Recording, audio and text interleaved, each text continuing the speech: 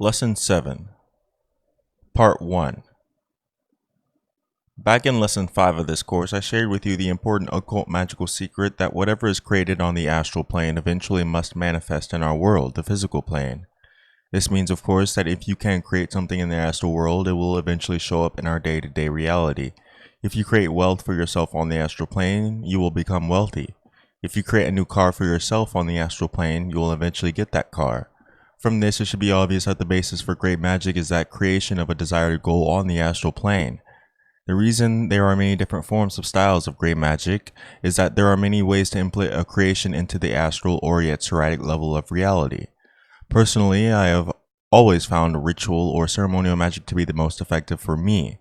This is because I find the use of intense symbolism mixed with ritual to be highly evocative. When well performed, a ceremony affects me very deeply. Plus, ritual magic also uses the assistance of spiritual entities from other places or planes of existence. Other forms of great magic I can use successfully, but I find them personally more tedious and less fun. However, there is another system which is not ceremonial magic per se, but is important to know. A knowledge of this style of magic can aid you in your understanding of how magic works. Also, this system is very simple and effective. With this system, you can successfully work magic with no tools other than a pencil and a piece of paper. As I have said, the major differences between the two various styles of magic are based upon different ways of getting an idea or thing created in the astral plane, or what is kabbalistically known as the Etzeratic level or world. So in this simple system, we must find or first discover how this can be done. First, we must remember that there are links between the conscious and the unconscious. When our unconscious sends a message to the conscious, it is called intuition. If this conscious cannot deal with the information given by the unconscious and represses that information, psychological and physical problems can result. In some instances, this can result in the person requiring psychological or physiological aid. There are also other methods for the subconscious to contact the conscious. If you have forgotten some of these, reread the previous section on dreams and past life experiences. More important for our purposes, however, is the fact that there are also methods which will allow the conscious to contact and send messages to the subconscious. This is important because the subconscious is our direct link to the astral plane. This means that whatever we put into our subconscious must eventually become a physical reality. There are two common ways for this conscious to unconscious communication to occur at will. They relate to the modern right brain, left brain theories of mentality. The left hemisphere of the brain is said to deal with logic, mathematics, and deductive reasoning. The right hemisphere deals with intuition, inductive reasoning, feeling, and art. Before going on, I am going to interject that I do not believe in the total reality of this theory. Its implication is that the mind, that part of our total self, which actually thinks, is nothing more than the few pounds of nervous tissue between our ears. My personal belief is that there is a type of symbiotic relationship that exists between the physical brain and the non-physical mind. An example of this is the fact that the taking of certain drugs and substances can alter the way we think and perceive the universe around us. This has led some people to claim that the consciousness is nothing more than a chemical state. But the fact of the matter is that some people have very tenuous links between their minds and the brain. These people may remain entirely unaffected by substances which would have an enormous psychoactive effect on most of us. In this example, we can clearly see that the altering of the chemicals makeup of the brain does not necessarily change the workings of the mind. This invalidates the idea that the mind and the brain, even though closely linked in most people, are one and the same. Furthermore, the right brain, left brain theory is an oversimplification of the complex reality of the mind-brain unit. Still, as a theory, it does have some value. Primarily, it shows that the mind has a type of duality. Perhaps it would be more appropriate to say that a part of the mind deals more with the intuitive, while another part of the deals more with the deductive. Further, these parts of the mind are related to what is commonly called the right brain, left brain theory. In order to facilitate your understanding of this course material, I will use the right brain, left brain terminology as concession to popular terms. The system of magic associated with the left brain is commonly known as the use of positive affirmations. In this system, you merely say over and over what it is you desire. This, in a sense, is an attempt to use your conscious to convince your subconscious through reason, logic, and rote repetition that is what you want, desire, or need. The system is related to the right hemisphere of the brain, is known as creative visualization. In the system, you consciously put an image visualization into your conscious mind, knowing that eventually this image will be absorbed into the subconscious. People who use either positive affirmation or creative visualization are the only using half of their mind slash brains in order to create different reality in their lives. Some people are very successful using either system. Most people practice one system or the other, have only a modicum of success. The simple Kabbalistic system, which I am going to present here, uses a very effective combination of both positive affirmation and creative visualization. Both I and many of my students have found the Kabbalistic system to be far more magically effective than other creative visualization or positive affirmations by themselves.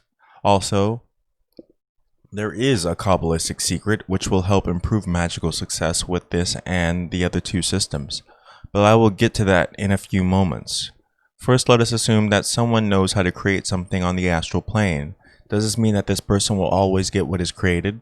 Clearly, many people attempt creative visualization and or positive affirmation and have no success results. Perhaps you have tried one of these systems and have not achieved the result you desired. Thus, to a casual reader, or one who is unfamiliar with the inner secrets of these forms of mental magic, it will seem that the answer to my rhetorical question is no. A person does not always get what he or she creates on the astral plane.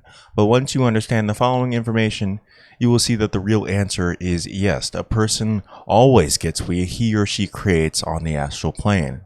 Let us assume that John Magick is a man who knows how to create things on the astral plane. He spent 15 minutes this morning creating wealth for himself on the astral plane. Then he spent 5 minutes worrying about how he was going to pay his bills. Later he spent 10 minutes thinking about how little money he had. When he arrived home from work, he saw more bills on the mail and worried about them and about how he was going to raise the money to pay for them. So although Mr. Magick had spent 15 minutes creating wealth, he spent more than enough time throughout the day thinking about and thus creating poverty. To repeat, he is creating his own poverty. This is why he is poor. You see, we are constantly creating on the astral plane. Most of us and most of the systems of creative visualization or positive affirmations which you may read about or study do not take this occult fact into consideration. The Kabbalistic system I am about to share with you will show you exactly how to be in control of this process. If you saw what John Magick was doing and didn't know what we are always creating on the astral plane, you might think that John Magick has failed in his attempt to create wealth. But although it is true that he failed to create wealth, he was successful in creating poverty. He was spending so much time thinking about it. Remember, we are always creating on the astral plane, whether or not we are consciously trying to do so. There are a few other reasons why positive affirmation and creative visualization may not appear to be successful. First, there is an important cosmic law which forbids waste. One author refers to the effect of this law as the sphere of availability. If you cannot afford food on which to live, yet you use one of the two systems so far described to obtain a car, you may not achieve your goal. This is because you would really not be able to use the car effectively if you can't afford food. How will you be able to afford fuel, oil, insurance, tires, brakes, etc.? It would be a waste for you to own a car, and cosmic law forbids waste. A version of this law is used in physics. Since cosmic law forbids waste, this includes wasted space. Thus, it is said that nature abhors a vacuum. It is important to understand that merely because something may look wasteful to you does not mean that on a cosmic scale it would be wasteful. Thus, don't worry about what somebody else is trying to create. Make sure that what you are trying to bring into your life is necessary for you. John Magick should work to get a job before he works to get a car. Another reason for apparent lack of success may be due to the karmic lessons which you need to learn for your mental and spiritual evolution. If you need to learn a lesson related to poverty, there will be no way for you to break out of that poverty until you have learned the necessary lessons for your evolutionary advancement. The Kabbalistic system of mental magic. 1. Start by writing down on a piece of paper the following statement. It is my will to use all of my abilities to obtain the following goal, blank. A. At the end of the statement, fill in whatever it is you want, be simple, and B. Be specific. Most people do not want money, they want money for a purpose such as a better lifestyle, a better car, etc. If you have a long-term goal, choose the first step toward that goal. If it is your aim to be a teacher, it should be your first goal to get the training necessary for you to teach. If it is your goal to do something noble, such as to serve, that is very good, but serve in what way? A doctor serves, but so does a garbage collector or a waitress. Each needs a vastly different type of training to become successful in their field. 2. Now, make a visual picture of yourself involved in that goal. If you want a car, see yourself in that car. If you want a better lifestyle, see yourself wearing something which represents that lifestyle, etc. This image will be used for visualization. A. Always involve yourself in the image. B. Remember, some people cannot visualize to an extent where they can see something in their mind's eye. If you cannot thus see, there is still no problem, but you must know that what you are visualizing, if you had better developed astral vision, is really existing on the astral plane. Not just believe this to be so, but know it to be so. C. For help, you can make a treasure map. To do this, simply go through a magazine or newspaper and cut out images of your goal. Now paste them together on a piece of cardboard or paper to form a magical collage. If you prefer, you may draw the images rather than cut them out. Be sure to include yourself in the treasury map either by putting a picture of yourself on the map or writing the word me in the center of your map. 3. Every day for 5 minutes in the morning just after you awake and for 5 minutes in the evening just before going to sleep, repeat the phrase you wrote in the step 1 in a firm but quiet voice. Do this only once in the morning and evening. Spend the rest of the 5 minutes period either visualizing the image you made in step 2 or looking at the treasure map you made in step 3. C. Smell, taste, feel, and sense the visualization. A. Only do this process at the morning and at night. However, anytime during the day you realize that you are having thoughts contrary to your goal, as with John Magick, immediately begin repeating your magical phrase until the contrary thoughts pass away. 4. Silence is also an important factor in this process. Once you have completed your statement and visualization, forget it. Put it out of your mind. Let it go. You are using many cosmic forces in this process. If you talk with others about what you are doing, it sends the energy into discussion rather than into manifestation. If you talk about what you are doing to yourself, such as wondering about how well you are doing with this Kabbalistic system, you are doubting your success. Just do it with all your heart. Know that it will work and be silent about it. Aleister Crowley talks about a time he was low on money. He did a ritual to raise the money he needed to pay his rent. He has such a positive attitude about his magic that he went into town and spent some of his remaining meager funds on ice cream. Oh, by the way, he did get the money, which was necessary to pay his rent. 5.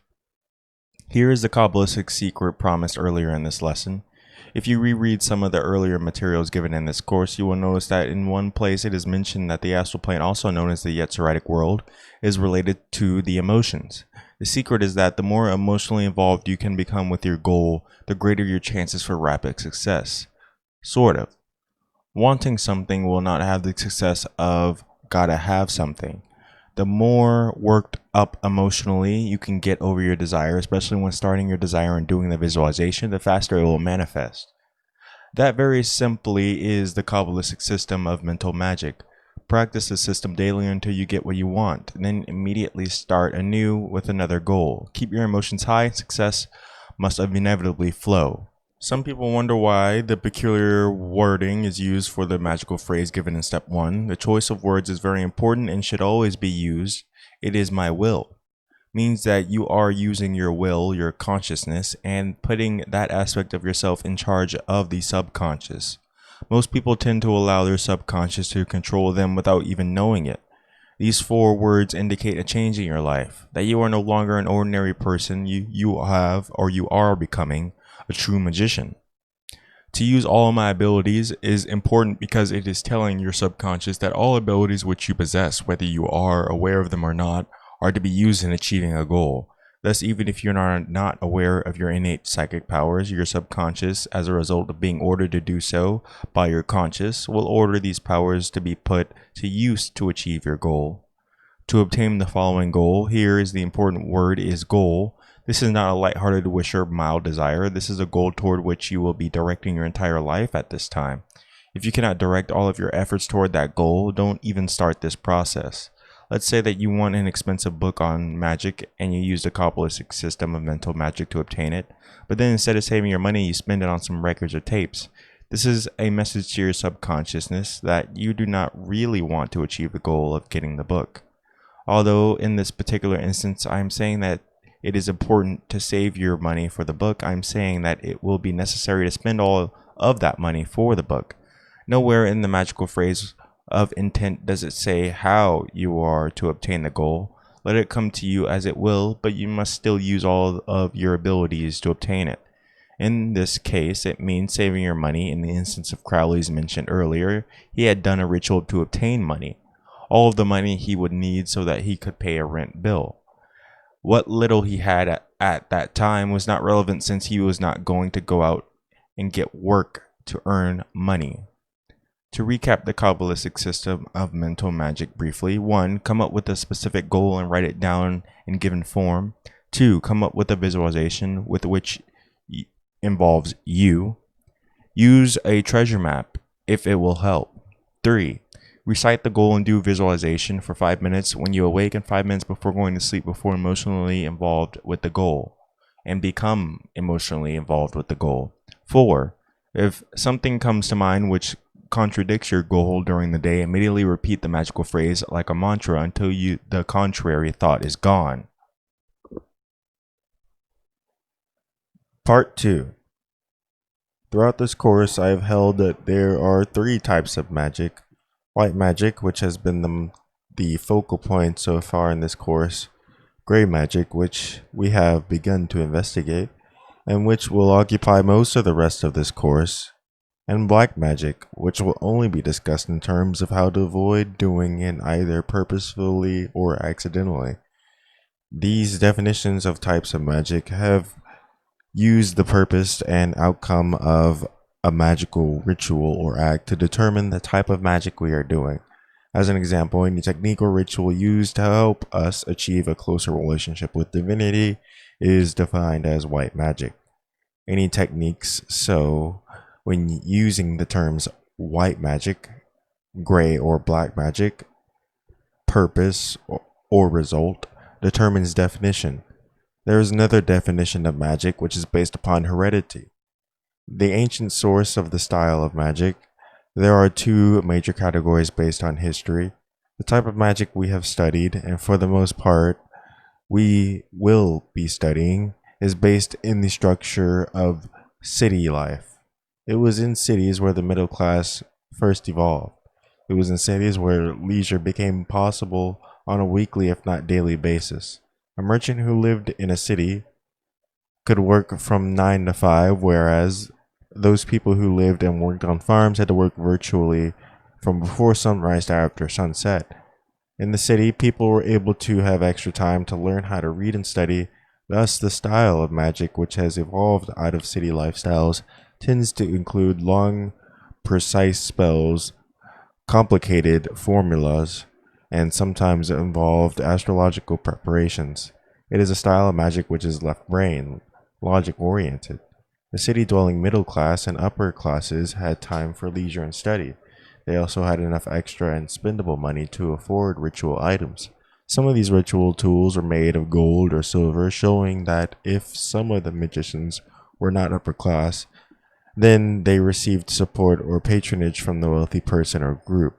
By the Middle Ages, many cities were built on high ground, near a source of fresh water. Being on high ground was necessary because it was an easy place to defend against attackers. Also, such a city would have natural drainage systems which, especially after rains, would help prevent flooding and the health problems associated with standing stagnant water. The style of magic which we have been learning in this course, the style of magic which developed in cities located near high ground, is known as high magic or art magic. Every culture had, has, and will have its own magic. Even as you read this, a style of magic known as Brajuria is evolving in the Latino barrios of major U.S. cities. At the time high magic or art magic was developing in the cities, so too were the magical systems of those people who lived outside of the cities.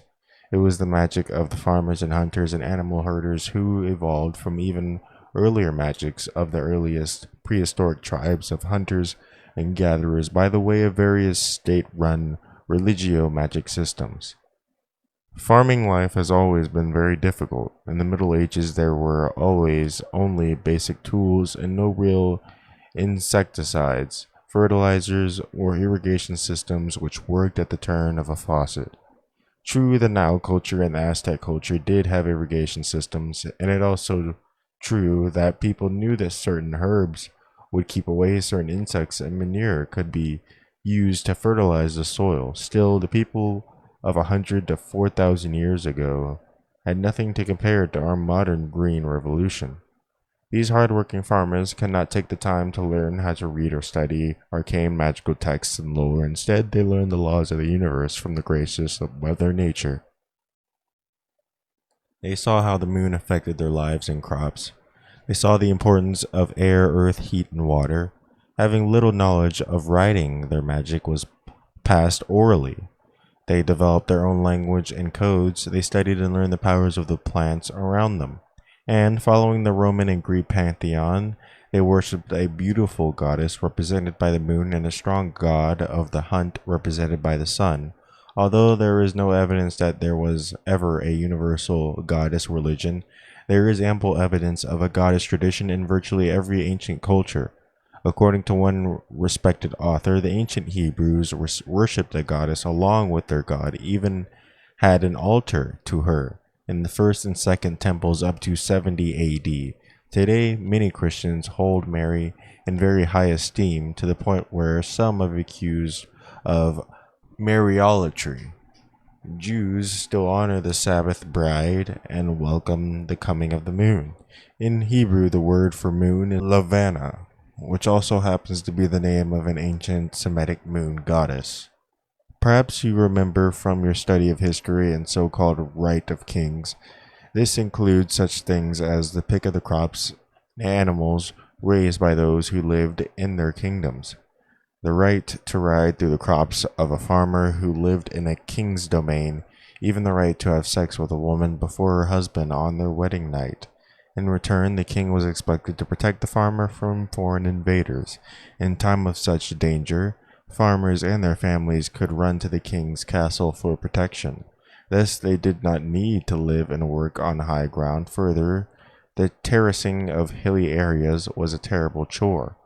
It was far easier to live in a lower lying lands where there was both natural irrigation from rains and the washing of fertile soil from the higher areas by that same rain.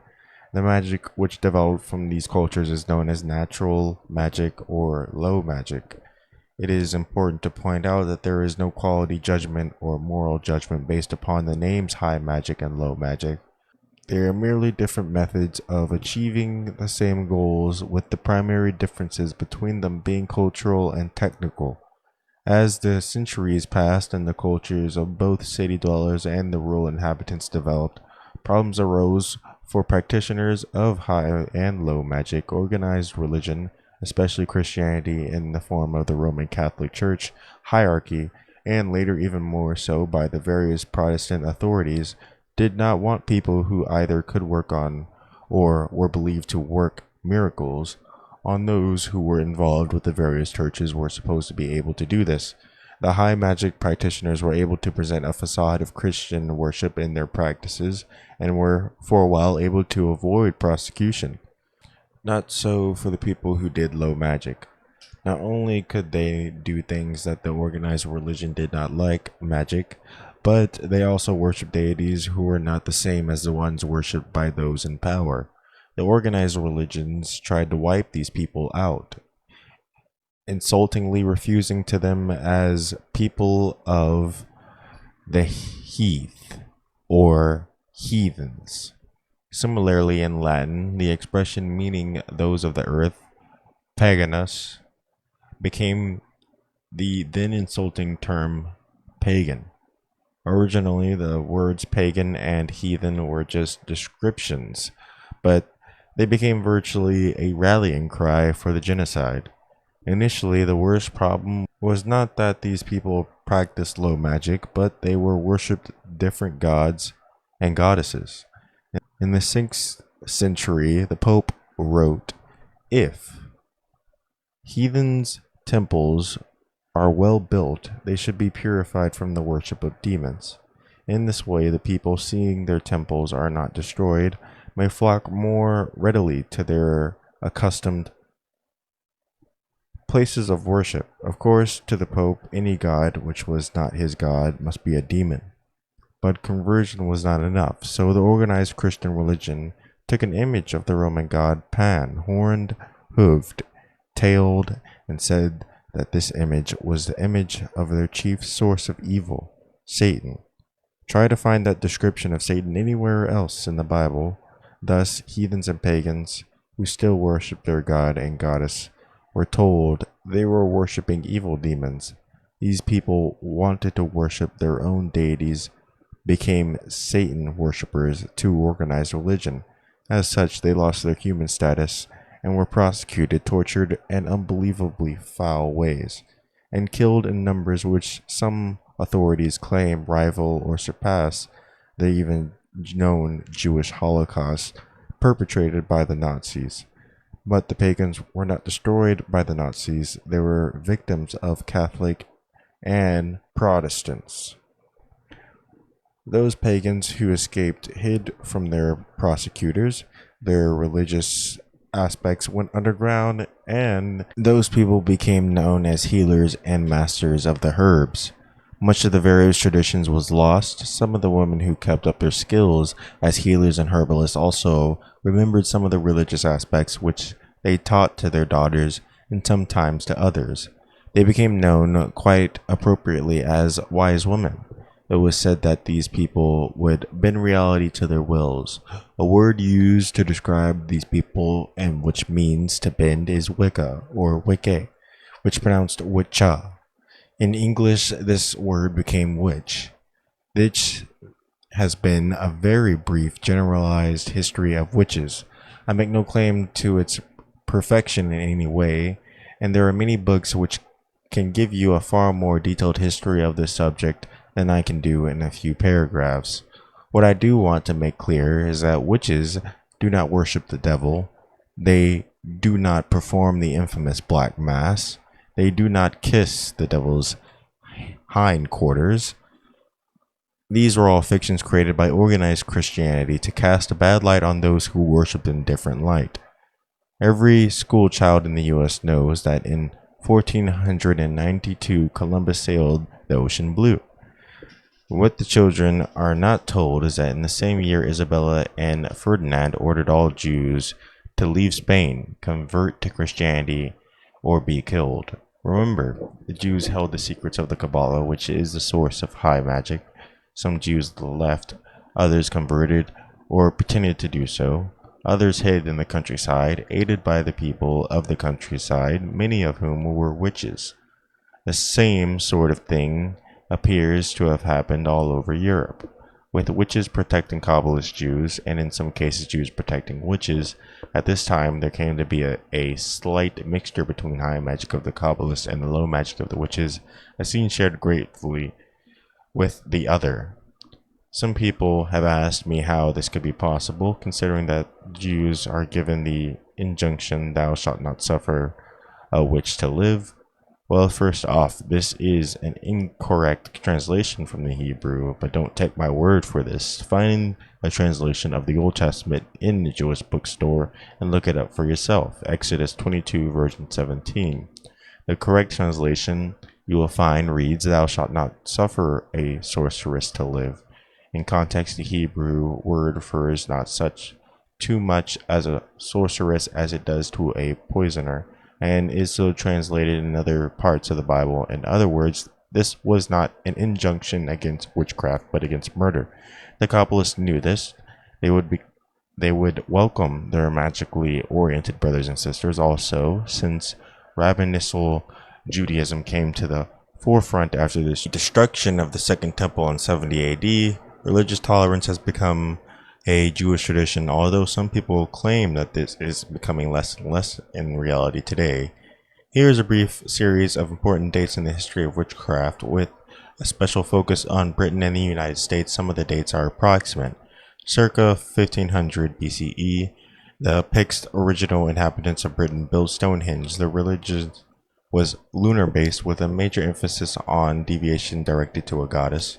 Circa 500 BCE, the Celts selected in Britain and taught the concept of reincarnation. Their religious leaders, the Druids, were solar-oriented and major emphasis in worship was placed upon a god. As the Celts and Picts irrelated and intermarried, the god and goddess became equally adored. From this union evolved traditions which, in a reconstructed form, are today known as Wicca, today commonly pronounced Wicca. There are other reconstructions which can go back to other areas of Europe, especially Norse, Germanic, and Italian traditions. 313 CE, the Edict of Milan made Christianity the legal religion of the Roman Empire. Christian temples were built on the old sacred gathering places of the pagans. 447 CE, the Council of Toledo defined the devil as the personification of evil in Christian doctrine. It was a simple move to equip him with horns and so identify him with the horned god of the hunt worshipped by pagans or Pan. 553 CE, the Council of Constantinople declared the doctrine of reincarnation to be a heresy. Prior to this, it has been taught by some Christian sects. Circa 700 CE, Liber Potentialis of Theodore forbade the practice of dancing in animal masks, especially those of horned beasts. This has been a religious practice of some pagans. Circa 900 CE, King Edgar regretted that the old gods were much more worshipped in his domains than the Christian god. 1100 CE, the death of William Rufus, who was, it is believed, a witch.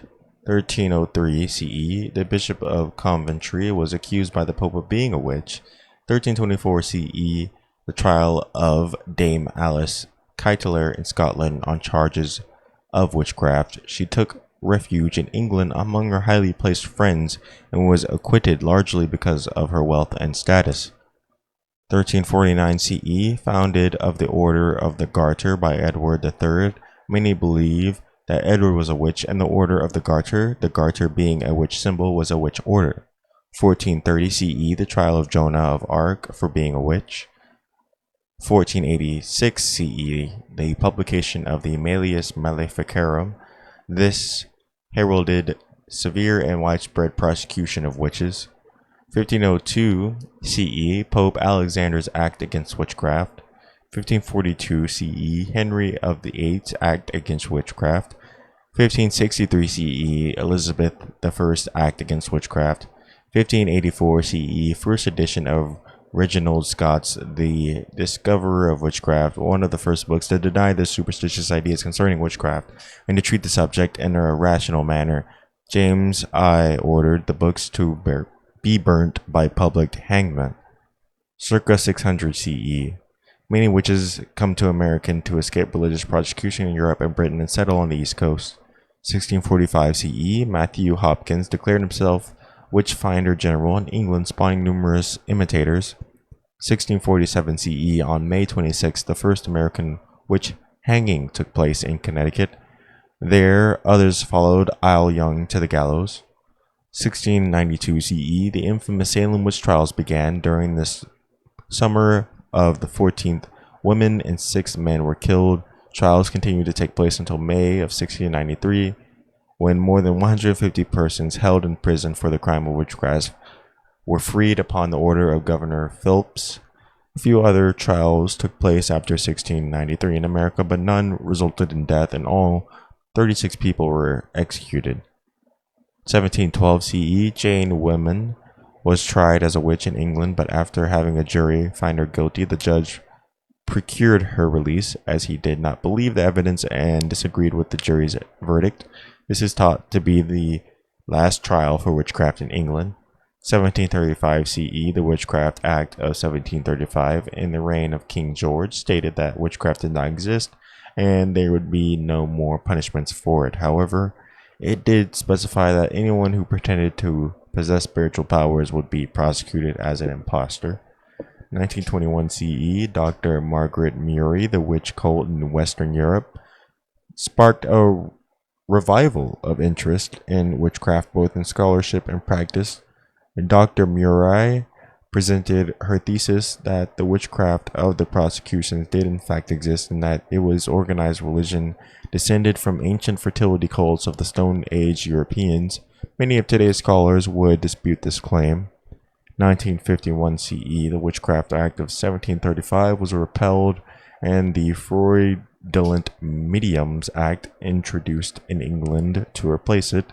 The act recognized the existence of genuine mediumship and psychic powers and provides penalties for those who pretend to possess such powers for the purpose of making money.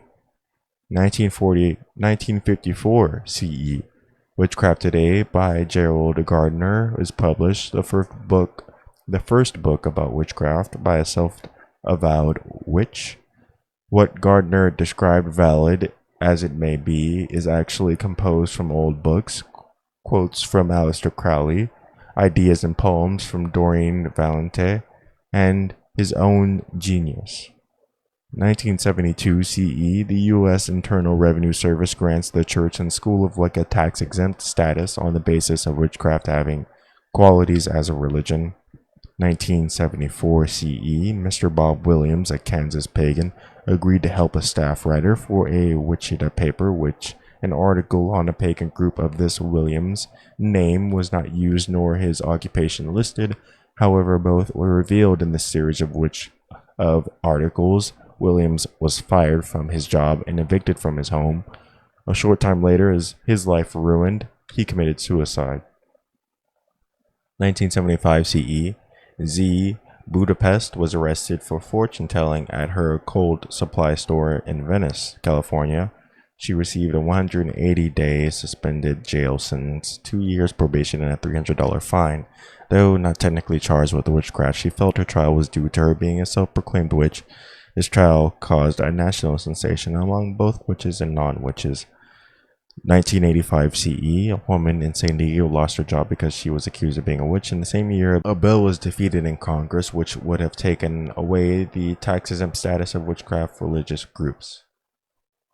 1987 CE, a lecture by author and witch Ray Buckland is cancelled after the sponsors received numerous telephone threats, many of which are from people calling themselves fundamentalist Christians. And thus, we see a pattern of fear, hatred, and prosecution against a religious group which exists till this day.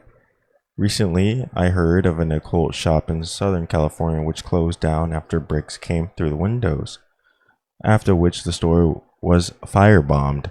Unfortunately, the true study of witchcraft and its history, not the lies that have been printed about for hundreds of years, is beyond the scope of this course. Any occult bookstore should be able to recommend some good titles for you to begin with, if that is your interest. Low magic, the magic system used by witches, tends to be simpler and more direct. It is, however, neither better nor worse than the high magic of the ritual magician. It is just different. For many people, the craft of the witches is effective, but for others, the methods of Kabbalist art magic work better. Many people find that the Kabbalah appeals to them because people from Western cultures tend to be very logic and left-brain oriented. Witches frequently tend to be more right-brained and intuitive oriented. It will be valuable for you to learn one typical system of low magic. I want to point out that there are literally hundreds of different versions of witchcraft, and some may do something similar to that which will be represented later in this lesson, while others may think it will be bizarre. Witches are different all over the world in practice, but many of the basic beliefs are similar or the same. In the next pages, I will be discussing what talismans and amulets are, and a pagan system for making them. Following this, I will go into the method of making modern Kabbalistic talismans. For this, you will need to have your magical tools prepared and consecrated in order to make these talismans into powerful magical engines. Part 3. A talisman is an object, sacred or profane, with or without appropriate symbols which had been charged or consecrated by appropriate means, and made to serve a specific end. The word talisman is said to come from the Arabic words talisma, which means magic writing. However, there is no proof of this. It may come from the Turkish meaning, one who is learned in divinity, a priest. Likewise, the word amulet is believed to be of Arabic origin, but again, there is no proof. No one knows exactly where either word came from. Today, talismans are used to draw things toward you. Their purpose include obtaining money, luck, health, or love. Amulets are used to keep things away. They protect from evil or bad luck and help keep one from ill health. In this course, talismans with a lower case first letter will refer generically to both talismans and amulets. Talismans with a capital first letter will refer to an object used to draw something to you. Amulet with a capitalized first letter will refer to an object used specifically to keep something away. For thousands of years, writing was a magical art. It was held in secret by the privileged classes and magicians. It was believed that certain symbols had magic power in and of themselves. This tradition has been carried even into modern movies where Count Dracula cringes in fear from the very sight of a cross.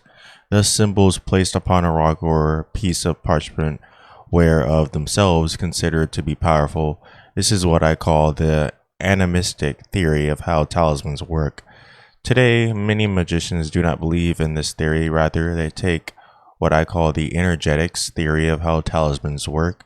They believe that the charging of the talisman is the important part, putting magical energy into the object chosen to be a talisman. The time taken to carefully put the proper symbols on the object is a good way to create and send energy. Mix this with the energy raised and directed during a ritual to charge the talisman, and it is no wonder that this technique of magic is so powerful. Do not doubt that talismans, if properly made and charged, are powerful. Here are 3 instances of which I am personally aware. 1. M had been divorced and was looking for a new mate for her life. She followed the instructions on this course. Within days, a man came into her life who fit virtually all her desired characteristics in a man. They dated for a while and were married. 2. N was taking my course in the Southern California area. In the class after the one on talismans, she told me she would have to drop the class. When I asked why, she replied she had been trying to sell her mobile home for 6 months without luck. She tried making a talisman to help her sell her house. The house sold in a few days and she had to prepare to move. 3. Q was studying at a major university while he was also taking my class. He asked how the talismans could help him to study and learn for a test he would be having in 2 weeks. I gave him advice on what type of talisman to make. Later, however, I had to give more help. He had made a talisman to gain knowledge and information, but he had charged it improperly and too soon. He found that his head was filled with data which had nothing to do with the test he was going to take. I gave him some more help and he did very well on the test. As discussed in the previous section of this lesson, practitioners of the art of low magic were closer in the spirit to nature than most of their high magic practitioners' counterparts. Notice that I used the past tense in the previous sentence. Today, many low magicians live in large cities and know little of nature's majesty. Many who call themselves witches or pagans are nothing more than people practicing a simplistic form of high magic. However, this in itself should be considered a small miracle as most people who consider themselves to be high magicians do not practice any type of magic. This means that if you practice magic as described in these lessons, you will truly be unique, a real practitioner of your art of magic. Looking back at the pagans of an earlier time, we see that most, if not all, were in harmony and close communication with nature. They easily saw that all things on the planet were composed of four categories. Everything had degrees of hotness and coldness. Copying the early high magicians and alchemists, they called this the element of fire. Things could also be more or less solid. Earth had varying degrees of fluidity, water, and various degrees of compactness or expansiveness, air. We have already discussed these four elements. In fact, you should know not only be in harmony, you should now not only be in harmony but with these elements, but you should also have some degree of success in being able to control them. Although the main focus in this course in this high magic or ceremonial magic, being able to work with the elements is a basis for all forms of art of magic. To a real magician, terms such as high magic, low magic, art magic, etc. are terms used only to help others understand what you are doing and to enable you to better communicate. To a real magician, the important question is not whether it is high or low, but did it work or not. With this in mind, I want to discuss another disagreement that magicians have with another set of people.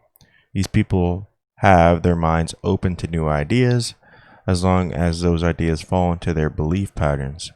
No, I am not talking about religious fanatics. I'm talking about scientists. As stated before, many scientists tend to scoff at this simple fourfold division of matter.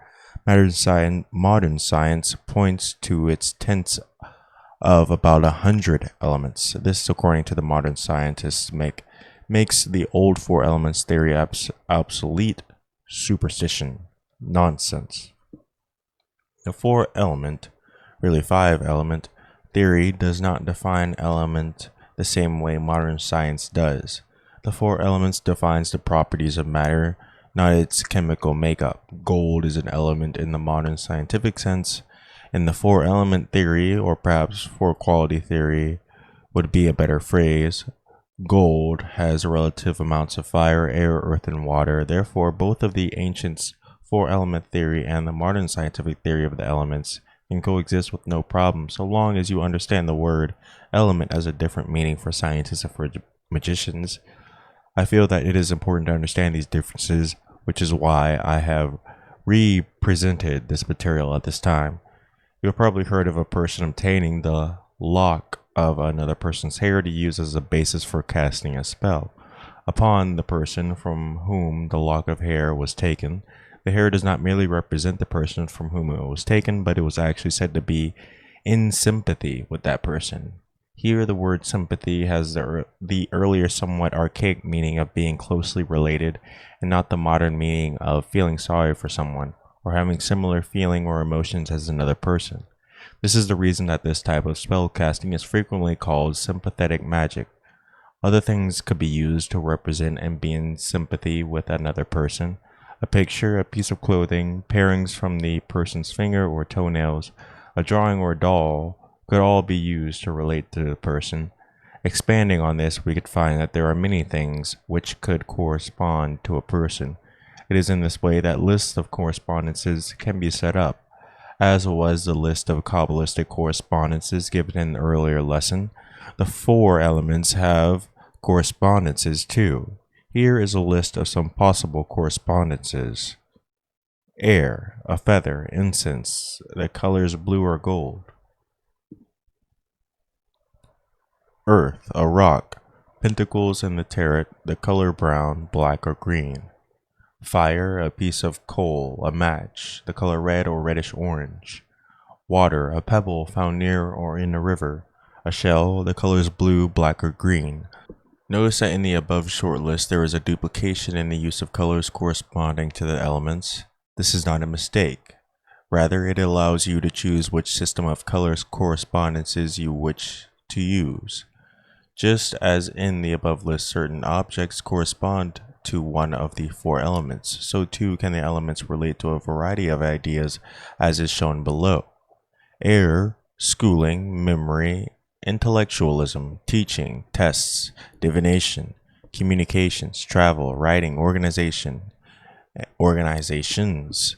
groups of all kinds, theorizing, drug addiction, earth, money, jobs, promotions, business, investments, material objects, fertility, agriculture, health, foods, ecology, conversation, stock market, antiques, old age, museums, buildings, construction, progress, the home, the physical world, daily necessities such as food and clothing, fire, success, sex, banishing some illness, military conflicts, protection, courts, law, police and sheriff's agencies, contests, competitions, private detectives, browsing, treasures hunting, gambling, athletics, strength, good health, war, terrorism, and on a more personal level, anything related to the Freudian id, the lower emotions of absurd desire and lust. This is too much desire or lust, anger, violation, emotions, also things having speed. Water, higher forms of love and the deeper emotions such as compassion, faith, loyalty, and devotion. Also friendship, partnerships, union of any kind, affection, contract, negotiations, beauty, rest, recuperation, meditation, spirituality, healing wounds, restoring growth, childbirth and children, the home, receptivity, family, swimming, diving, fishing, ancestors, medicine, hospitals, compassion, doctors, and nursing and clairvoyance. Notice that a few of the listings above seem duplicated, appearing in more than one of the four elemental categories. As an example, the home is listed under earth and water. Again, this is not an error. Here it allows you to more closely define the terms. Under the element earth, the home refers to a structure, the building wherein you live. Under the element of water, the home refers to the qualities of home, life, love, stability, support, etc. You could probably add many other ideas to this list as a result of your workings with the elements over the last few months. This is highly advisable. What you might do is start a small book with precise definitions of what the elements represent to you. Use the above list as a starting point and expand upon it. And no, the above list is not written in stone as immutable law in some dank cave in the Himalayas. So, if you want to remove something from the above list or place it under another element, make sure you're right. Then go ahead. With the above information, you now have a system for the making of talismans. Do you need help with a test? Make a talisman of air. Do you need more love? Make a talisman of water. Is there too much anger and violent emotions in your family life? Make an amulet of fire. If you need more money, a talisman of earth should do the trick. Now that you know on which element to base the talisman you wish to construct, the next question is, what is the first step for constructing a low magic talisman? Whether you are doing low magic, high magic, or any other magic, if you are doing something to affect yourself or something else on the plane of existence, that is, if you are doing gray magic, always begin by doing a divination. I cannot stress this significantly. One law which everything in our world must live by is the law most commonly called karma, the law of cause and effect. Every action you take has its own consequences which will come upon you whether you are prepared for these consequences or not. Practitioners of low magic tend to go one step further than the as you sow shall you reap idea of karma. They say that whatever you do will be returned to you threefold. This threefold law states that if you do something good, you will be rewarded with a similar amount of good 3 times over. However, do something negative and you'll be rewarded, quotation marks, with 3 times as much bad coming your way. As karma is carried over from one life to the next, suicide or death does not expiate karma. Let's say you want to leave the country but need a great deal of money to do so. You make a talisman to get the money. Shortly after, you learn that your parents have been in an accident and died, leaving you a large inheritance. You have done great magic and helped yourself on the physical plane by getting the money, but your talisman may have been responsible for the deaths of your parents, so your magic was definitely of the blackest kind. Karma is amoral, meaning it has no morality. It is perfectly and totally just. There are no exceptions to the law of karma any more than there are exceptions to the law of gravity. If you do black magic, whether or not you originally intended it to be black, you will pay for it sooner or later. I am therefore urging you never to do black magic. I do so not on any moral grounds, although I am ethically against black magic, but for self-protection. In the above case, the talismanists had no way of knowing whether or not the gray magic would become black, which should have been done first, therefore, with a divination to see whether or not it would be a good idea to do the talisman, and what the outcome would be. By doing this, you can protect yourself with accidentally doing black magic and having to suffer consequences. Before doing any gray magic, always do a divination. The next step is making a low magic talisman is to find an appropriate object to use for the talisman. Given just before the above correspondences for the four elements are different objects which can be used for the making of talismans associated with the elements. However, any object may be used. A rock painted red can represent fire, a necklace or a ring can be used. Put a coin in your refrigerator for an hour. Take it out with your left hand, now put it in your right hand. You will find, of course, that the coin has gotten warmer than it was when you removed it from the refrigerator. The coin has been infused with the energy in the form of heat. Likewise, virtually anything in this world has been infused with various types of quantities of psychic energy. Perhaps you have gone on a vacation and been in an utterly magnificent hotel room. Yet that room may have felt cold and uncomfortable compared to your far less luxurious home. This is because your psychic energies have not infused the room as they have your home. This is why even if your home is a dump crawling with bugs, it still can feel like your home. You would have to live in a place for days, weeks, or even months before the new home or apartment becomes your home. Even small objects pick up psychic charges from their environment. Therefore, before using any object as a talisman, it must first be purified, cleansed of any known or unknown charge of psychic energy. This is easy to do. Hold the object to be used as a talisman under running water. For this purpose, you can use water coming out of a sink faucet or garden hose, or more traditionally, a stream. Hold it there for about 3 minutes while you visualize all the energies within the object flowing out of it with water. Do not use the waves of the ocean for this purpose, as the waves keep coming back and would return to the object you have chosen the energies you wash to cleanse. If the object will not last well under flowing water, bury it in the ground for at least half an hour, preferably overnight. Your Mother Earth has a natural ability to ground out energies which are unwanted. We now have an object painted an appropriate color, if you so desire, which has been purified and is ready to be charged. The ancient pagans were too busy working on the day to do magic during the sunlit hours. Holidays might be celebrated during the day, but great magic was usually done on festivals. Thus, it has become traditional to do low magic at night. The best sites to do low magic are first, outside with a clear view of the moon. Second, outside without a view of the moon. Third, inside with a view of the moon. Fourth, inside without a view of the moon.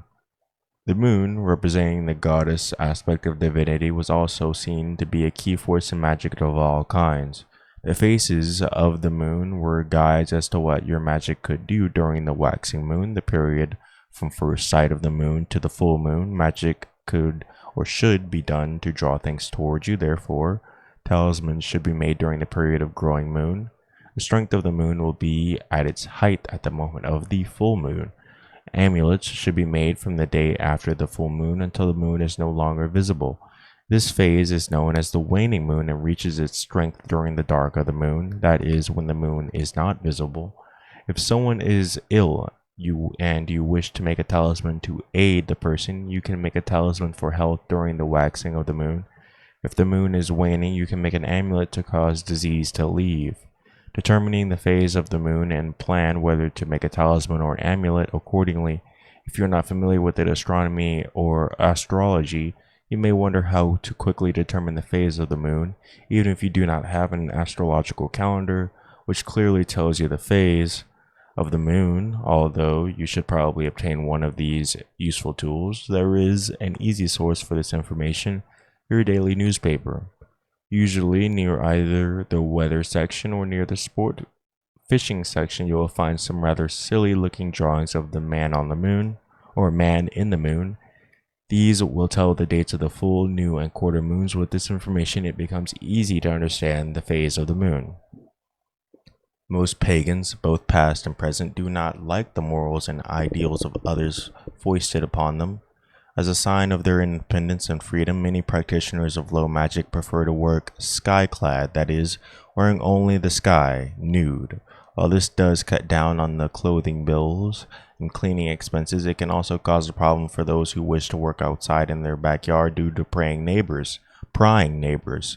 If you cannot work sky-clad or would feel strange or inhibited working without clothes, then by all means do wear your special magical clothes or robe. Set up a small altar. You can use a table, chair, tree stump, or flat rock, but orient it so that when behind it, you will be facing north, not east. On the altar, you have the object you wish to use as a talisman, plus candles of the appropriate colors, and incense if you like. You are now ready to begin the ritual, which will charge the talisman and make it a powerful magical tool. Before going on, did you remember to do a divination first? If not, do so now. Remember to word the question of your divination in the form of: what will be the outcome of my making a talisman / amulet for the purpose of blank? The following ritual is far more mental than verbal. In fact, in this ritual there is little to say, but many things to do. Step 1. First, you should purify yourself and your area. Visualize a brilliant white, some say violet, light coming from the ends of the universe, going through the top of your head and down through your feet into the earth. As it does so, realize that this pure light is taking with it all problems and impurities which may have been within you and on your mind, either consciously or unconsciously. Next, visualize a bright white light forming a ring about you now. Purifying self at chest height, now see in your mind's eye the expansion of this light of pure white brilliance so that it forms a circle around you, 3, 5, 7, or 9 feet in diameter. The size depends upon the space available to you. Finally, this circle should expand above and below so that you are surrounded above, below, behind, and to the front with the white light. You should be in the center of a brilliant sphere of white light. If you prefer more ritualism, you may mix the work in the above paragraph with the following. If ritualism is not that important to you, you may ignore the following 4 paragraphs. You will need a stick of incense and a small bowl of salt and another small bowl of water. Light the incense and hold it in front of you. Remember, you should be facing north. Say, "Behold, this is the union of fire and air." Next, put 3 pinches of salt into the water, or use the tip of your magical blade to pour 3 measures of salt into the water. Hold up the mixture and say, "Behold, this is the union of water and earth." Now move to the north side of the circle with the stick of incense. Hold the incense in front of you and say, "I purify the north with fire and air." Walk clockwise to the east. Hold out the incense and say, "I purify the east with fire and air." Continue in a similar manner at the south and west. Complete the circle by returning to the north. Now go back to your altar, replace the incense, and pick up the mixed water and salt. Go to the north portion of the circle. Dip your fingers in the salt and water solution and sprinkle it towards the north 3 times and say, "I purify the north with water and earth." Continuing sprinkling as you move to the east. Stop here. Sprinkle 3 times as you say, "I purify the east with the water and earth." Continue in a like manner to the south and west. Complete the circle by returning briefly to the north, then return to the altar. Now repeat this entire censing and sprinkling process, except instead of using the word purify, use the word sanctify. Hence, "I sanctify the north with fire and air," etc. Again, you may mix the 2 methods of purifying yourself and the area, or use either the mental or ritual procedures. You do not have to use both. As an aside, some self-professed pagans who abhor anything which hints at ritual magic or Kabbalism clear their area with the LBRP. While there is nothing wrong with this practice, it is certainly not part of an ancient Wiccan system. Those who practice magic should be open to all possibilities. People who use Kabbalistic methods while decrying Kabbalism should seek out the motive for their hypocrisy. Step 2. After purifying and clearing your circle, the next step is to grab the moon. Here, what you must do is take the essence of the magical nature of the moon, the goddess aspect of divinity, into your hands and place that nature into the talisman. At the same time, you must charge the nature of the moon with the purpose of the talisman. To grab the moon, we use the gesture known as the triangle of manifestation, which was described earlier in this course. To refresh your memory, this action is made by holding both hands flat with the thumbs extended at 40 degrees from the fingers. Place the tips of the thumbs together and the tips of the fingers together of each hand together. This will form a triangle with the thumbs as the base line and the first fingers forming the sides. See the figure below. Now hold up this triangle of manifestation so that you can see the moon surrounded by the triangle. If you are in a place where you cannot see the moon, visualize it within the triangle. In a short time, there will seem to be two moons. The real, or visualized moon, will have a second moon next to it. It will appear slightly to the side or out of phase with the original moon. This second moon is the essence of the moon's magical power. It is possible that you may not be able to see this second moon, but knowing that it is there will suffice. Step 3. Now you must do two things at once. While concentrating on that second moon, slowly bring your hands down toward the object you are using for the talisman. Try to keep the second moon's image within the triangle, or know that it is there, and in your mind repeat over and over mentally a single word or short phrase which best represents the purpose of this talisman. As an example, the word health could be used to represent, I wish to get over this cold and regain my health. Limit any phrase to no more than 4 words.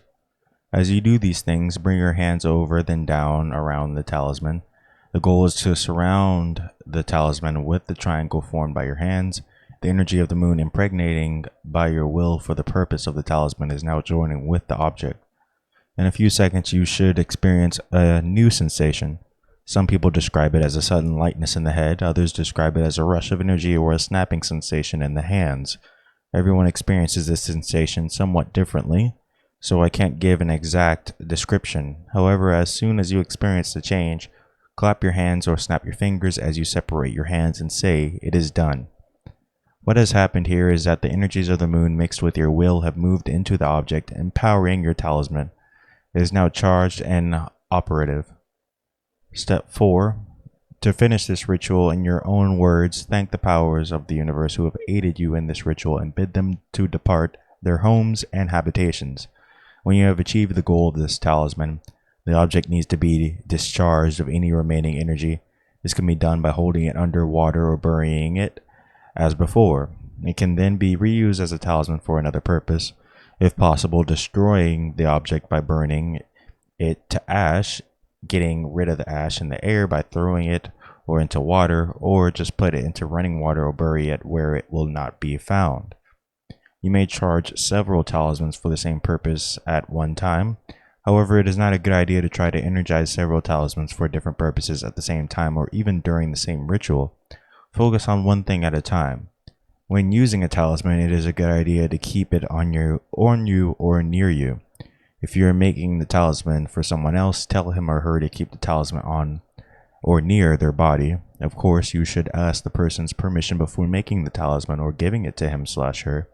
Do not, however, tell the person the intricacies of the ritual or of the construction of the talisman. Tell the person to whom you give the talisman to destroy the object or return it to you once the talisman has achieved its purpose. The subconscious mind does not take in negatives. Don't make a talisman to stop smoking, rather make one to be free of smoking. You may wish to put a time limit on your talisman. In your charging, have it planned to achieve its goal in 1 week or 1 month or by a certain date.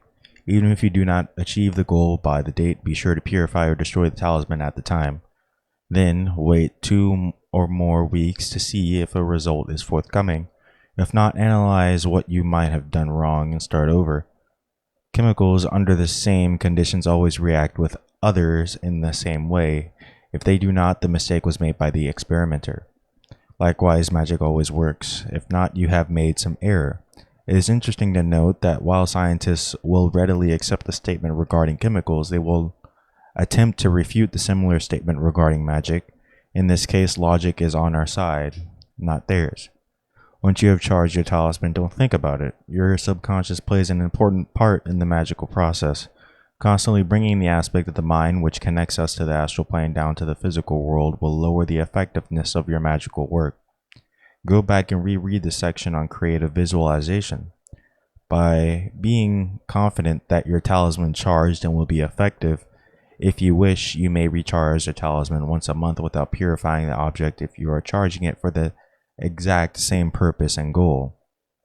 A small or large statue of object art makes a wonderful protective amulet, technically called a guardian, for a house or apartment.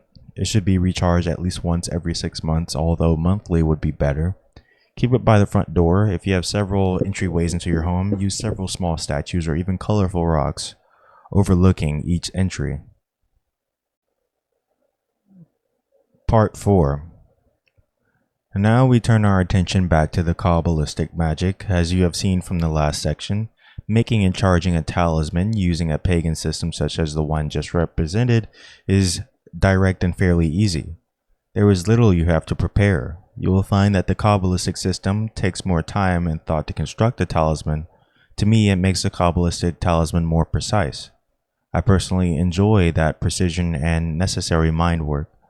My personal experience indicates that a Kabbalistic talisman, once charged, takes a little longer to achieve its effect, but the effect is far more intense than a low magic talisman. I am inclined to believe, however, that this is due to my own predilections for the Kabbalah. In all probability, the Kabbalistic talisman is neither more nor less effective than the low magic talisman. The difference is based upon the person who makes the talisman. Also note that although the Kabbalistic talisman takes more time and effort to create than does a pagan talisman, it is not more difficult to construct. It just takes some more thought and more time. If you follow the instructions given here, you will have no problem in constructing and charging of a Kabbalistic talisman. Before the destruction of the Second Temple in 70 AD, many Kabbalistic talismans were made of precious metals, which would hang as a pendant on a chain or be attached to the clothes. But the most common type of talismans from that time was a long narrow scroll of parchment. Some of these have been found which were 2 inches wide and 22 inches long. This scroll was covered in writings. In fact, the ancient Kabbalistic talismans frequently used abbreviations to allow for more writing on the strip of parchment. This was then rolled up and placed in a leather, cloth, or metal, usually silver container. In A.E. Wallace Budge's Amulet and Talismans, the author describes a perfect Kabbalistic talisman. Of course, not such talisman ever existed. Budge examined many ancient Kabbalistic talismans and listed what was common to most of them. In a similar manner, musicologists examined all of Johann Sebastian Bach's fugues and, with the help of a computer, came up with the ideal Bach fugue. However, when comparing the ideal with the actual, they discovered that none of Bach's fugues perfectly matched the ideal. Budge claimed that the ideal Kabbalistic talisman had 4 sections. 1. The appropriate magical name. 2. The appropriate biblical text. 3. A special prayer which is similar in nature but not identical to the types of invocations. And 4. The words Amen and Salah, each repeated 3 times. Gaster in the Hastings Encyclopedia claims that ancient talismans were made this way. 1. The parchment must be specially prepared. 2. The magical name must be written exactly as it appeared in the Hebrew Old Testament. 3. The rest of the talisman must be written in Ashuri, the square Hebrew letters.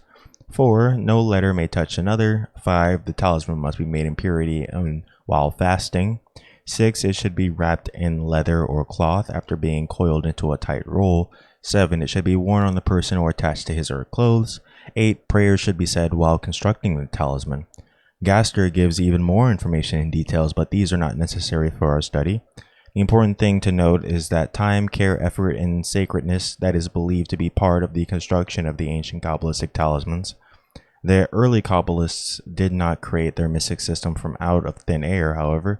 No matter how romantic the idea may seem, although the ancient Kabbalistic talismans were particularly Hebraic in nature, much of what was done was based on earlier pagan ideas. Thus, early Kabbalistic talismans were not as specific as the ones made today. In fact, there were only about 6 reasons for making ancient Kabbalistic talismans. 1. For generally beneficial and benedictory purposes. 2. For promotion of health.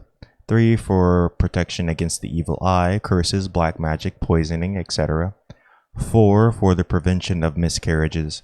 5. For the promotion of fertility. And 6. For the protection of mother and child at the time of birth. As I have said before, the Kabbalah is not something static and unchanging. It has evolved over the past several thousand years. These changes allow us to have a far wider variety of topics and deep precisions in choosing the purpose for making our talisman. Also, it allows us to almost fill in the spaces according to a simple system once we knew the purposes of the talisman we wish to construct. First, we do not have to worry about the choice of an object to charge, although precious metals were sometimes used for eons. The object of choice to use as a Kabbalistic talisman has been a piece of virgin parchment. Parchment was strong, that it could be washed and used for writing over and over. Thus, a used piece of parchment can carry with it various psychic energies which could be unwanted. Virgin, unused parchment solved this problem. It was also easy to destroy once it had achieved its goal. Today, real parchment is very expensive and hard to find. Imitation parchment is readily available at most stationery stores. If you are a purist, many occult stores do carry the real thing, which is made of the skin of sheep or goats. But why, other than for tradition, should you use parchment? In the ancient Middle East, wood was fairly scarce commodity. Parchment was a sturdy and reusable writing surface. It was an early standard form of paper. For today's magicians, there is nothing wrong with using plain, white, unused, and unrecycled paper, except for aesthetic reasons. So if you wish, you can use imitation parchment from a stationery store, or even real parchment from an occult supply store. In this course, I will be referring to the object upon which we will be making Kabbalistic talismans as paper, for paper will do just fine.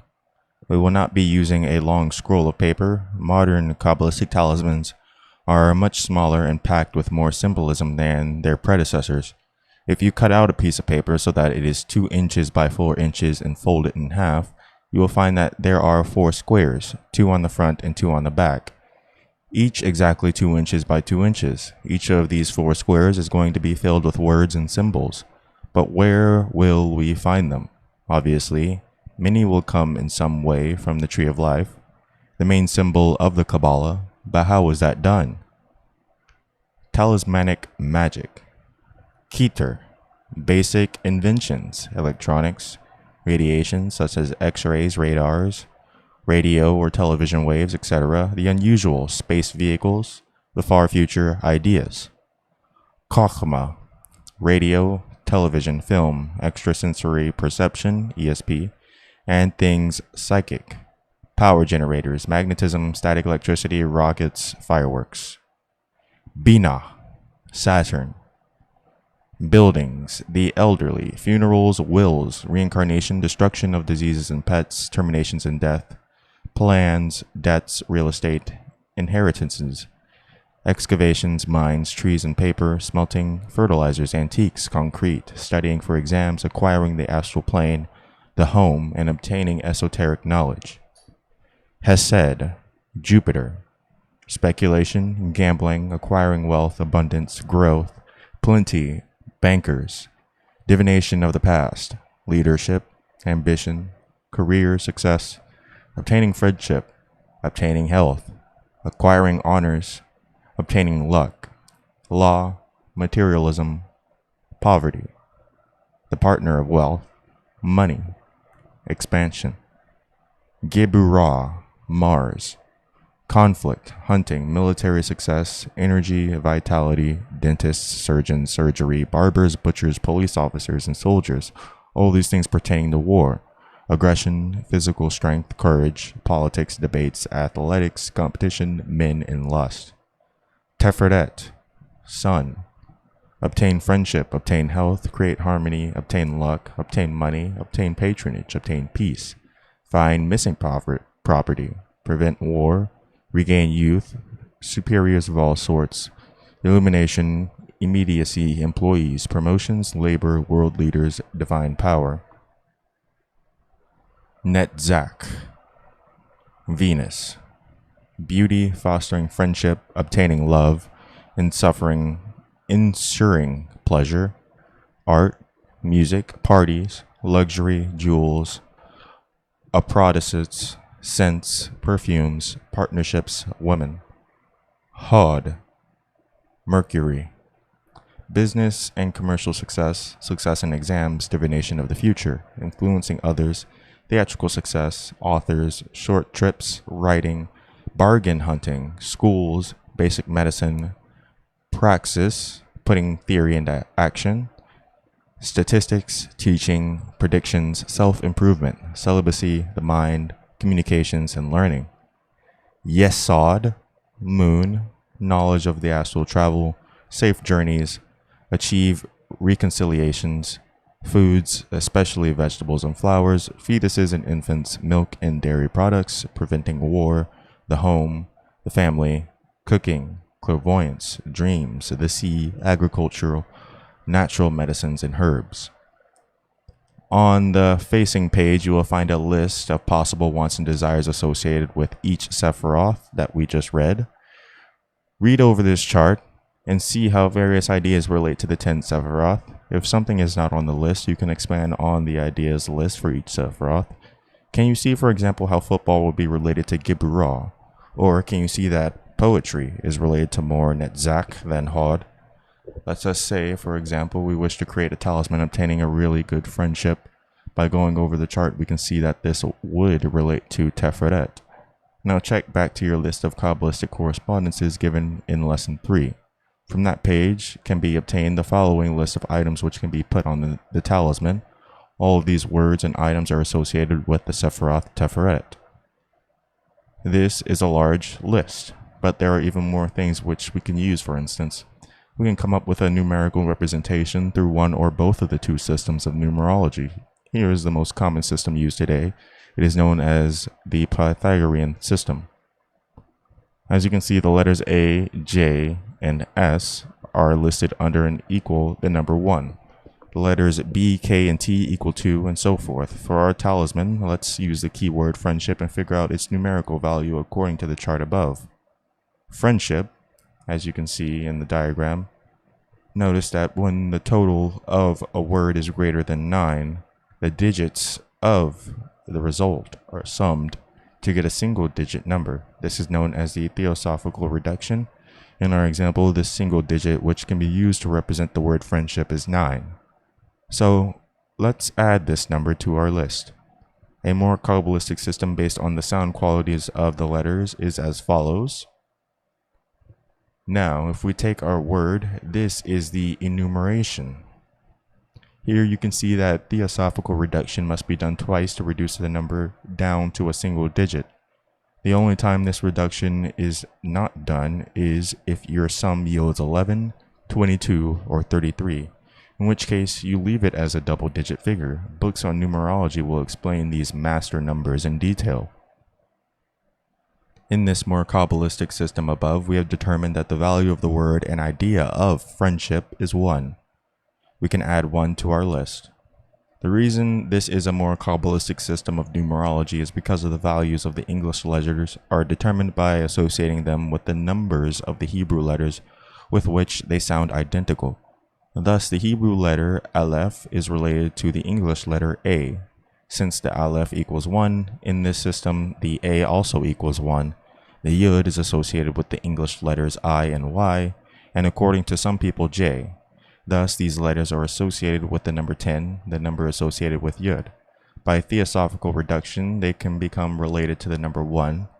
Other possible associations, because they have several possible correspondences with Hebrew, have been moved to those numbers deemed appropriate. Another system to make up magical talismans was created by Austin Osman Spare, a contemporary occultist and remarkably talented artist. This derivation of his system is based upon the idea of an alphabet of desire. In this system, you take the English letters of a word, delete the vowels, remember Hebrew has no vowels, and push the remaining letters together to form symbols. Here is how to create the symbol for the word woman. Here is how to create a symbol for friendship. Notice, too, that the letters are made angular and may be turned sideways as with the P, or exaggerated as with the evolution of the R. If you use a little imagination, you can get a nice artistic and somewhat complex symbol to add to your list representing friendship. Another system you can use to make symbols for use in your talisman is based on the illustrations shown below. It is the center of a symbol central to the golden dawn, called the Hermetic Rose Cross. As you can see, there are 3 circles of symbols in the figure on the upper left. These, of course, are the Hebrew letters. They are arranged according to a description of the letters given in the Sefer Yetzirah. The transliteration into English is shown in the symbol on the opposite page. To use this glyph to make mystic symbols, simply lay a piece of thin paper over the figure. Draw a small circle in the section where you find the first letter of the word which you wish to symbolize. From that circle, draw a straight line to the space with the second letter of the word. To continue with this pattern until you have completed the word, draw a short line across the end of the line to indicate the end of the word. If you have any double letters in your word, simply draw a loop back to the same section as indicated in the example immediately above. Note too that there are a few duplicated letters. If you have a word with a letter found in more than one place on the figure, choose whichever design looks more aesthetically pleasing. It is okay to have lines cross over each other. See the example below. Notice that in the above 2 samples for the words happy and friendship, I have shown that the symbol, once designed and understood, may have any dimensions. Thus, we have another symbol which can be added to our list of items which can be used to make a talisman. With that, we have thus far, it is possible now to make up quite a nice talisman for friendship. All we need to do is fill up the 4 squares of our piece of paper with selections from our list. You do not have to use all of the selections from the list, nor should you be limited by the contents of the list. On the next page is an example drawn from the list we have created. On side 1, we see a heart, the letter Vav plus the letter name spelled out. We also see the words Rayush and intellect again. All of these ideas are from the list we have compiled. On the second side, we see that the whole side has been shaded golden yellow. In the center is the astrological symbol for the sun, a circle with a dot at the center. Also on this side is the god name Yud-He-Vav-He Elo Av-Da'at, and the name of the archangel Raphael, who is the divine physician.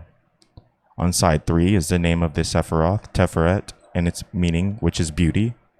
On either side is found the name of the order of angels, the Malachim, which means messengers. In the center is a symbol derived from the system of A.O. Spare. Finally, on side 4, seeing the numerological value of the word friendship, and the symbol drawn from the center of the Hermetic Rose Cross. It is not necessary to make your talisman absolutely perfect works of art. Merely draw your best and put all of your energies into the construction of the talisman, and you will be successful. In the next lesson, you will learn how to make your piece of paper with symbols on it change into a powerful magical tool. To do so, you will also need something in which to place the talisman once it is charged.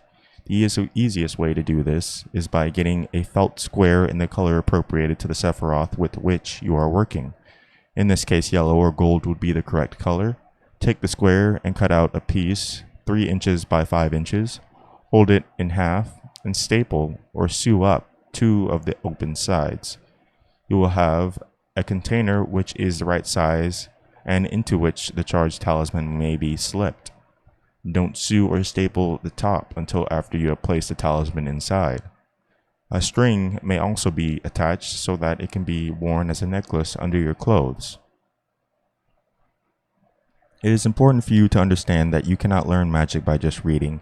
It takes practice, study, and thinking. If you have not reread, studied, and thought about the previous lessons in this course, you should do so immediately. If you have done so, you should have noticed that the Hebrew spelling of the archangelic names used in the elemental weapons also ends with the letters known as Lamed.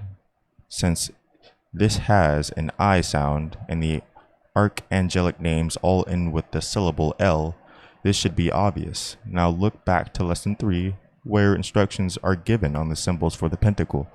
Ariel is missing the Lamed when spelled in Hebrew. Did you catch this as you studied your lessons and think it was a typographical error? If so, congratulations, you are well on the way to being a thinking, competent magician. If not, do not feel bad nor despair. This was not meant to be a trick or a trap. Rather, it is a simple lesson which is better learned here than during the performance of a magical rite. It is important to be certain that everything you are doing and using is correct. So go over and restudy the lessons up to this point. Don't just read them.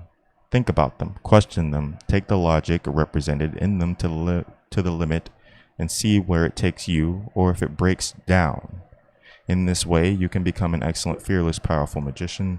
On your pentacle, you should correct your Hebrew. Ariel looks like this. Supplements to Lesson 7.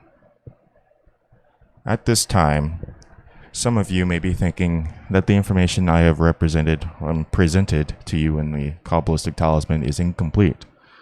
Why didn't I mention that the numerical 6 could also be used for the friendship talisman as Teferet in the 6th Sephiroth? And what about all those other talismans one can see in books and for sale in occult shops which look nothing like the talismans I have described? These are fair questions for which I have 2 answers. First, the ancient Kabbalists made individualized talismans, not mass-produced items. In fact, some are so individualized that various abbreviated Hebrew inscriptions cannot be interpreted even after years of study. Certainly, you could copy designs from other sources, but the work and time spent in designing of your personal talisman is Kabbalistically important. Also, many of the prefab book talismans have been mutilated and changed over the centuries, making their validity questionable. Second, and more importantly, this course is meant to be an introduction to ceremonial magic, not the final word. As stated in an earlier lesson, a goal of this course is to allow you to pick up any book on magic and read it, and have enough understanding of it to use what is in the book. I have to add that over the past 15 years, highly advanced magic books have been published, which are tremendously difficult for those who do not understand specially designed meanings of key words. But being very advanced, it would not be a good idea to start off with them anyway. I have numerous books on talismans, and to present all of the information in those books, all of the sigils, symbols, and ideas, would take hundreds of pages. However, I think it only fair to represent to you and supplement some other symbolic systems for representing planetary influences. Yes, it will be incomplete, but it will show you where they are derived. If you want, feel free to include them in your talisman making. The book, The Arbitel of Magic, is extremely rare today. It was first published in Latin in 1575 at Basel, and published for the first time in the English in London in 1655. It is supposed to contain 9 sections, but only 1 remains, or ever existed. It is known as Isagoge, or a book of the institutions of magic. In this work, which is introductory in nature, are given the so-called Olympian spirits, each with its own character or symbol. Here is a listing of their names, symbols, and the planets to which they correspond. Other symbols you can use in our talisman include the astrological symbols of the planets and their numbers, which is the same as the number of the Sephiroth, as follows. Notice that there is no planet associated with the numbers 1 and 2. This is because the first 2 Sephiroth are associated with what is called the first swirlings and the belt of the zodiac. Some modern Kabbalists do equate these with the outer planets, but this is debatable. and there is still too much disagreement to decide for anything other than the ancient sources as given here.